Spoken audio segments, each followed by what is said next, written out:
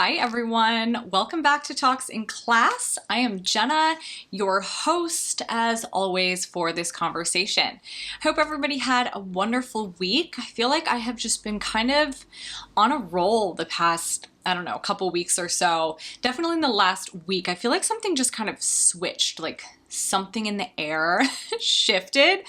I'm feeling like all the summer excitement. I'm feeling motivated. I'm feeling ready to like get outside and do activities and just like be on the go. I went on like a cleaning and decorating spree over the weekend and kind of just tried to get moving on finalizing all of the details of like decorating the apartment and things like that I was putting off since we moved to LA back in January because we knew eventually we were going to switch into a different apartment, so I like didn't bother.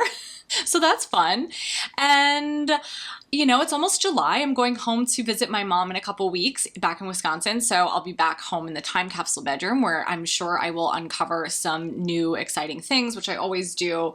We have been kind of working on going through all of the stuff in storage over the past like couple of years. My mom's lived in that house for over 30 years. So it's like, the boxes in the garage, the boxes in the basement, like going through all that stuff. So I always unearth some treasures. So I'm excited for that. So as always, I will start with my what good happened. This week, I had a really fun but also productive weekend. Those kinds of days where you just kind of let the day go where it goes. Like you see what happens where the day takes you. And my friend and I had a day like that on Saturday. We met up in the afternoon just to go to a couple stores, spontaneously, which is always fun. And then we were hungry, so we decided to go get a little bite to eat. And then we decided to go across town to go see my friend's new apartment and kind of like wander around that area. And then another friend called and wanted to meet up for a drink, and it was like happy hour dinner time. So we went and met up with her. And it was just one of those leisurely fun days where, you don't have an agenda, you don't have anywhere to be, and you just kind of let the day guide you as it will. I love those types of days. And then on Sunday, Hubs and I did like adult stuff, like cleaning, and went to the car wash and went to Lowe's, all that, boring adult stuff. But I still had time to sit in bed and watch One Tree Hill for longer than I should honestly admit. And it was just the perfect blend of fun, but also productive adult stuff and relaxing that I find is just very rare in weekends in general. Before we jump into this week's topic, just a quick reminder that the pod is going to be on hiatus for the rest of the summer. The plan at this point is to be back in September. So this is our final episode for the rest of summer vacay, or vacay from the podcast, I guess I should say. And for our final episode of season 1, we'll call it, I wanted to talk about something especially near and dear to my heart. A topic, a time period, a cultural phenomenon, if you will, that really impacted our entire generation. And of course, I'm talking about MTV's Jersey Shore. So before we can really talk about Jersey Shore and the impact that it had on pop culture and just young people everywhere, we need to set the scene. You know how I like to set the scene, but we need to understand what was going on at this time because it was kind of a unique time, especially for young people, I think. So Jersey Shore premiered December 2009. 2009 was just, it felt like a big transitional year, especially looking back on it now with the perspective that, hindsight always brings. The economy was in the toilet after the financial crisis really hit us in 2008. And, culturally, like enough time had passed after 9/11 that we were starting to see that patriotism and that sort of unity fade. We had gotten to the point where pop culture was starting to poke fun at the post 9/11 patriotism in a lot of satirical ways in movies and TV shows. South Park and Jennifer's Body come to mind instantly, which Jennifer's Body is from 2009. And that kind of optimistic, sort of self-centered, unified feeling in US pop culture anyway, that had really carried us through most of the 2000s was kind of gone, and it was shifting. Things were shifting. People were just feeling different. Even as a young adult, I was still in college and I wasn't necessarily dealing with the real world quite yet, but I could feel this shift. And aesthetically, like in fashion and just visually, we were leaving the flashy, fun, kind of carefree McBling years and entering this like tacky, just full-blown recession core time period that took us through most of the early 2010s. 2008 and 2009 especially were just these kind of big departures from the classic McBling fashion, which I always think of as embodied by brands like Juicy Couture, Von Dutch, Abercrombie and Fitch, and then like designer labels on everything. Like Louis Vuitton comes to mind because so many celebrities had, you know, the Louis Vuitton monogrammed things, and just bright colors like hot pink and bright blue and yellow, orange. 2008 and 2009 took us into this like full 80s revival style, but everything just looked super cheap. And this should have been our first indication of full recession core happening. The color palette also turned really dark really quickly. Everything I owned in 2008, I feel like was jewel tone or black. It was like emerald green or dark purple or burgundy, and just like a lot of dark heather gray with black. When I think of this shift from McBling into kind of this 80s revival and then eventually this more recession core era, which includes the business casual in the club, which is kind of a sign of hard economic times, right? Like if you can double dip your wardrobe, you can save money. Anyway, when I think of this shift, I think of it as we kind of went from tacky luxury, like it was tacky, but it was luxurious. It was designer, even though it was really tacky in the 2000s, to just plain tacky in 2008, 2009, 2010. We kept all the rhinestones on everything, but we lost the fun colors. We lost the designer labels because, you know, everyone was broke. So we didn't want to see people running around in Louis Vuitton monogram anymore. And if there is one cultural artifact, and I say that without a hint of irony at all. It is a cultural artifact of our generation. If there's one cultural artifact that just embodied this time, visually, aesthetically, but also in terms of just behavior and kind of general attitudes, it is Jersey Shore. There are so many iconic things from Jersey Shore that are instantly recognizable now for anyone who watched the show. And honestly, probably a lot of people who weren't even viewers of the show, but just were like alive and somewhat young and not living under a rock between, you know, 2010 and 2012. We have the duck phone. We have words like GTL and grenades. We have catchphrases like t-shirt time and cabs are here and, you know, the snooky poof. We call it the snooky poof. We have quotes that people still say like, run, stop. And even just fist pumping in general, I feel like became totally synonymous with this show and this group of people and kind of by extension, this type of young person. I was in college when Jersey Shore premiered. I was in the end of my college career. So I was like the key target audience for this show. And when I tell you, this show consumed my entire sorority house from the moment we saw that first episode. I don't know who did the casting for this show, but oh my God, gold star. I mean, like 10 out of 10, 12 out of 10.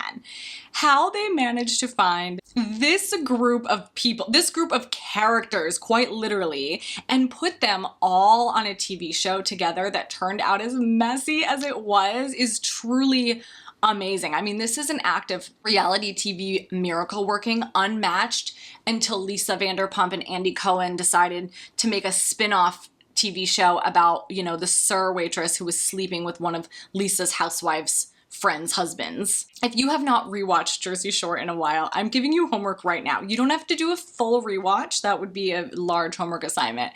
But go back and watch that first episode. I can still picture it so clearly in my mind. It's amazing. It's really just like on The Real World back in the day, how on the first episode, it would show them all arriving to the house and kind of meeting each other and exploring the house and like feeling each other out and kind of like giving their first impressions. And then it would also cut to clips of them by themselves, kind of talking about themselves. They're back in their home environments, their hometowns, talking about where they're from, what they do, their relationship status, and kind of giving you a glimpse at like who they are and what kind of drama they might be bringing to the show. It's actually just like The Real World, actually. It follows that exact same formula that the first episode of The Real World always did. But these people, I mean, it was clear from the first moment that they were such characters. You could really tell like what type of character they were gonna be from like the first moment. I mean, Angelina's opening line is, "I am the Kim Kardashian of Staten Island." And then we have Sam. She tells us how she's known around town as Sammy's sweetheart. Paulie shows us the tanning bed he has in his house. You know, we meet Vinny's whole family. We understand that he's like, you know, that guy. I think it's Snooki on the first episode. She like gets lost on the way there and she's like driving like a maniac. Sam literally has printed out MapQuest directions to try to get to that shore house on the first episode. So that tells you how long ago 2009 truly was. And then of course, once they get to the house, they obviously start partying. And the guys, I think it's the very first episode, the guys bring home some girls to like take in the hot tub or whatever. And the girls get really mad. There's drama from the beginning, from episode 1. Not a moment was wasted. We were hooked right away. We were just absolutely captivated by these people and this experience that they were having together. Snooki with her pickles and Paulie with his hair and Sam flat ironing her extensions and Jenny with those big fake boobs and all their nicknames. When they were casting this show, did they have a requirement that was like, if you don't have a ridiculous nickname, just don't bother applying? JWoww, Snooki, The Situation. Who calls themselves The Situation? It was just so absolutely absurd, all of it, that you just couldn't help but watch. And if you think about it from like a cultural perspective of what was going on at the time, people were broke, they were freaked out. Young people like me, we were hearing horror stories about the job market and the economy and seeing people get laid off. We were, you know, seeing people who were a little bit older than us graduate and not find a job and living kind of this stunted adult existence because they were graduating, and because they couldn't find a job, they were moving home with their parents. They were working part-time jobs. They were staying in school or just going to grad school to kind of delay getting a job. And we knew that we were about to graduate and also enter that kind of stunted adult existence, most likely. And then here were these people on this show who all lived at home with their parents, I think, and they were just going to let loose for the summer and have fun and party their faces off. I mean, this was like end of days style extreme partying. Looking back on why it was so appealing to somebody who was my age, it was a perfect distraction, obviously, from the dumpster fire around us, to just watch people party and have fun and kind of be that carefree about their lives. But it also, I think, was validating for those of us who kind of felt like we were, or at least about to be, in the same position where we were young adults, but we weren't really grown up. We weren't really starting our careers, or we weren't starting our careers on time, you know, air quotes, on time. Our generation was really faced with a lot of things that made us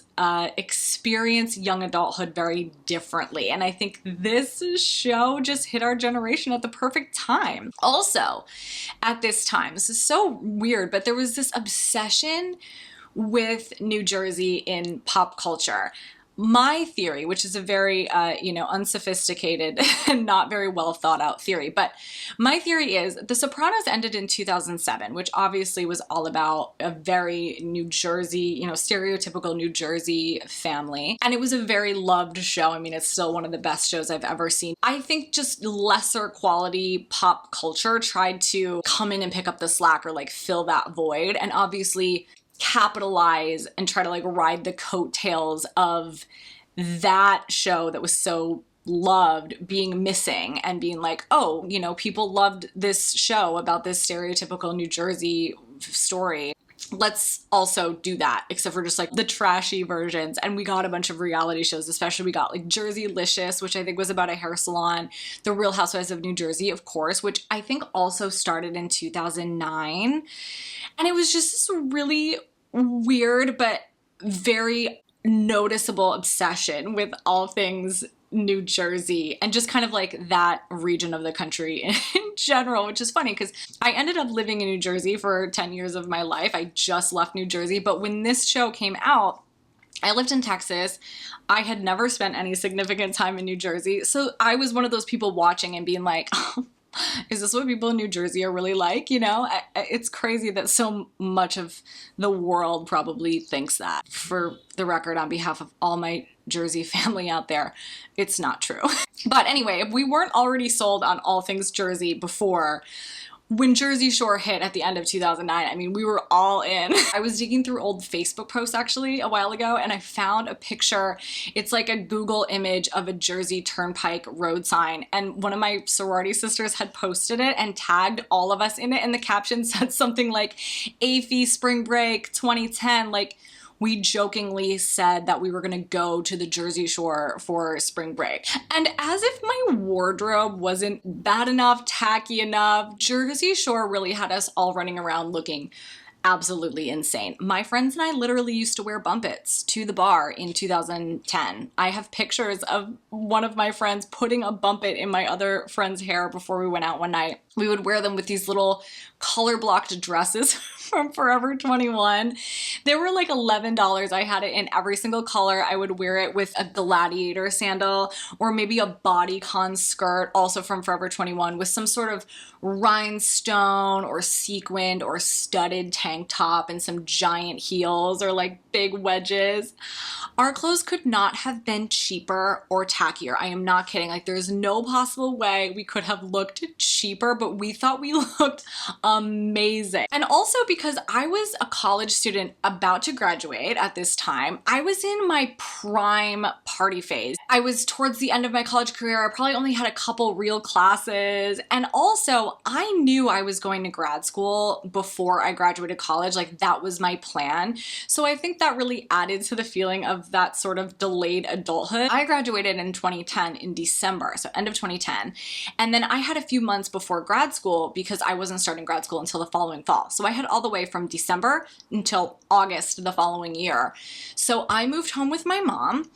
And when I say that end of 2010, well, actually 2010 in general through 2011, when I left for grad school, was probably the hardest I have ever partied in my entire life. Summer 2010 was especially just unhinged. This was the summer before I graduated college, so I had one semester left, but I would go home for the summers and I would live with my mom and I would work like a restaurant job. So I was home for that summer as usual, and my friends and I went out every single night. I'm truly amazed. Like, I don't know how we did it or how we survived, quite honestly. The local hometown bars, like around my hometown, really had us covered with specials. There was Taco Tuesday, where you could make your own tacos from this kind of like makeshift taco bar that was literally just ingredients set out on the bar top of this small town bar. And then there was Wing Wednesday, where you could get chicken wings for really cheap, and I'm sure there was some cheap drink special to accompany that.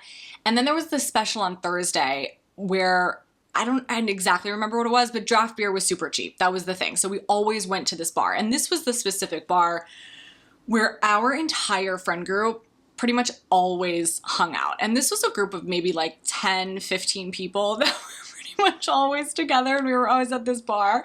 So the bartenders obviously knew us, and we would all show up on Thursday night, and the bartender would put Jersey Shore on the TVs around the bar so that we could watch it at the bar as we drank our, you know, cheap draft beer, whatever the special was. I actually feel like our behavior was a little too much like the Jersey Shore that summer also, except we were in, you know, a small town bar in rural Wisconsin instead of the Jersey Shore. But we acted like that bar was our own personal party house. The way Snooki and Dina would get hammered in the middle of the day and dance all by themselves at the bar, that was us at these small town bars. We'd go put Ridin' Solo by Jason Derulo or California Girls by Katy Perry on the little touch tunes jukebox and dance and order cherry bomb shots 10 at a time. And then the few random people who were in the bar who weren't with our friend group were probably just like, what is wrong with these people? Like, why are these people acting like this? Actually, now that I think about it, this is probably exactly why it was usually just our friend group in the bar and not a whole lot of other people. We probably scared them all away. between our general antics and also making everyone at the bar watch Jersey Shore with sound, by the way. We had the sound on the TV at the bar. So when you walked into that bar, you would hear Jersey Shore immediately playing all around you. So this was 2010, so that would have been season 2 when they go to Miami. That's what we were watching at the bar. I Googled it because I was curious, and season 2 premiered in July, which means that MTV released season 1 in December of 2009, and it ran until the end of January of 2010. And then the second season was already on in July of 2010. So there was only like a 6-month gap. So no wonder when I think back at this time, it feels like we were always watching Jersey Shore. We pretty much were. It was like always on TV. Season 3 premiered in January 2011. So this was right after I had graduated college and moved home. Season 3 is such a good season, by the way. There's so much Ron and Sam drama. I think that's the season, it is the season where Sam and Jenny like hate each other. It's also Dina's first season, so that's the introduction to our favorite little meatball duo, Snooki and Dina, which is so fun. But anyway, I had moved home and I knew I was going to grad school the coming fall. So I had a part-time job and I would substitute teach, you know, which was very much on call. It was like when they needed me. So basically, I was living like a college kid, except without the classes, like without the school part. And I lived with my mom, so I didn't have to pay rent. You know, I went to my part-time job. I was a receptionist at a salon. I probably worked like, I don't even know, like 4 shifts a week, 5 maybe, but it wasn't a full 8-hour shift. Then I would substitute teach maybe like once or twice a week during the day. And the rest of the time, I don't know what I was doing. I guess I was watching Jersey Shore at bars. And I feel like a lot of my friends were in kind of similar situations, either just finishing school or we're still in school, but we're living home to save money, stuff like that. Like not quite full adulthood, because again, our generation just didn't really do that like a lot of generations before us. So we just went out all the time. That winter, 2011, we would go to the bars on Thursday nights for wristband night, which was where you could buy a wristband at the participating bars. And I think it was still $5 at this time. And it would get you all you can drink beer and like bottom shelf liquor. All you can drink beer and cheap liquor for $5. I don't know who ever thought that that was a good idea, but naturally we went every Thursday night. We had this one bar that we would go to. But before we went out every Thursday, we would pregame while watching Jersey Shore. It was Jersey Day. It was our weekly ritual was Jersey Day followed by the bar. That season's probably the last one I really watched faithfully and consistently, because once I started grad school, I didn't have time for sleeping, let alone for watching TV. Season 4 started in August 2011, which is when I started grad school. That was the season they went to Italy, which I remember bits and pieces of, but not much. I definitely didn't watch it every single week the way that I did the previous 3 seasons, but those first 3 seasons were so good. Just endless entertainment. I have so many good memories of watching it, quoting it with my friends, making fun of it, but you know, we made fun of it, but we also kind of were emulating it a little bit, you know, like I did wear a bump it to a bar unironically on many occasions. I did own a lot of rhinestone Victoria's Secret pink yoga pants and sweatpants and a lot of pink leopard. I even have the leopard print big furry boot slippers that Snooki had.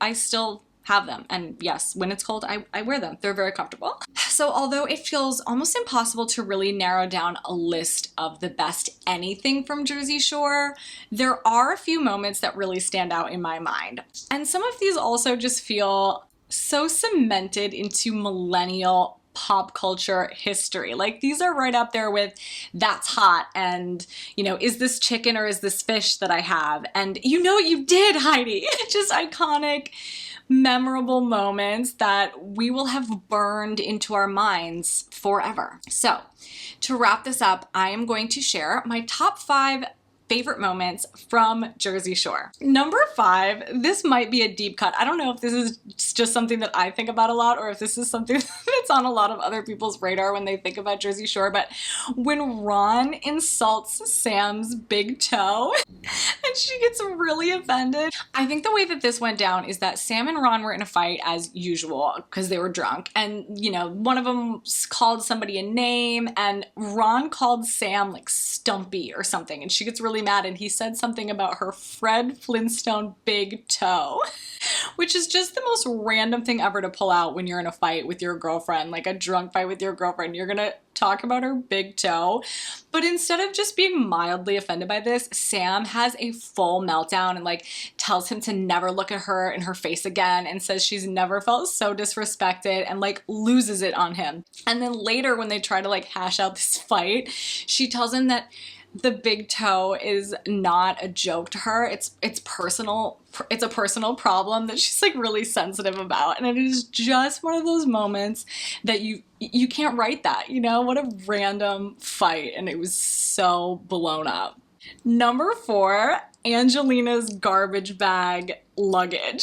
If this was an indication, number 1, that Angelina was going to be an issue, when she arrived to the house on day 1, she doesn't have luggage. She doesn't have bags, like actual bags for her stuff. She just has all of her crap in literal black garbage bags. Like, can you imagine you're going on a reality show, you're about to go live with a bunch of people that you don't know and be filmed for MTV, and you decide to pack your club clothes and your bumpets in black trash bags? Number 3 is Mike calling Angelina a dirty little hamster. This is part of a really blown up fight where essentially Mike was always mad at Angelina for being dirty in the house, not cleaning up after herself.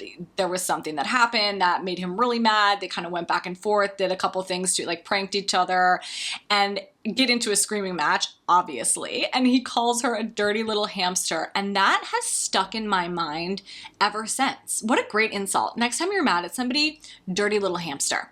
Number 2, so iconic, Snooki getting arrested while searching for the beach. I think this is probably one of the most referenced and most quoted parts of Jersey Shore, especially when it comes to Snooki. Her getting so drunk that she didn't know where the beach was while walking on the boardwalk next to the beach. I'm really curious, actually. I usually don't like to know the behind the scenes of reality shows because I just like to pretend like it's real or just ignore the fact that I know it's not. But I am actually really curious how much truth there was to this scene, because it did seem so absurd. Like, I'm not sure how drunk I would have to be walking on a boardwalk next to the beach and not know where the beach was. And then she gets arrested, which, not great for Snooks. And number 1, my favorite moment from all of Jersey Shore, and what I think of instantly whenever I think of Jersey Shore, the note. Jenny and Snooki writing the note to Sam, where they essentially were so sick of the drama between Ron and Sam, and instead of going to Sam directly to tell them the information that they knew about Ron and his infidelities, they decide to go to like an internet cafe, which, again, sign of the times, an internet cafe where you pay to use a public computer, and type an anonymous letter to Sam telling her that Ron had been unfaithful. It was big drama and also just totally petty behavior. But you know what? That's why we watched the show, for really silly, petty, dramatic, and kind of outlandish, crazy behavior. Like, who would do this? This is something middle school girls would do. But we were watching this go down on Jersey Shore, and you know what? I ate it all up. I ate up every moment of it. I miss it. As much as I could talk about Jersey Shore all day, I think I need to wrap this up. Might go dig out a bumpet and maybe a hot pink neon tank top and some leopard print bedazzled shorts and platform flip-flops. Put it on just for old time's sake. But I hope you all enjoyed this episode. What a fun conversation. If you do want to rewatch Jersey Shore, by the way, I'm pretty sure it's on Paramount Plus. I rewatched a few episodes, a while back, and it was on Paramount Plus. They actually have a lot of the old MTV stuff, and old Nickelodeon stuff too is on there. So it's a good one to search around and see what kind of memories you can unlock by watching some old TV. If you did enjoy this episode, please share it with a friend who might also enjoy it. And don't forget to rate, review, and subscribe so you don't miss an episode when we come back after the little hiatus in the fall. Until then, I hope everybody has a fabulous rest of your summer. Enjoy it, have fun. I'll see you next time. Bye.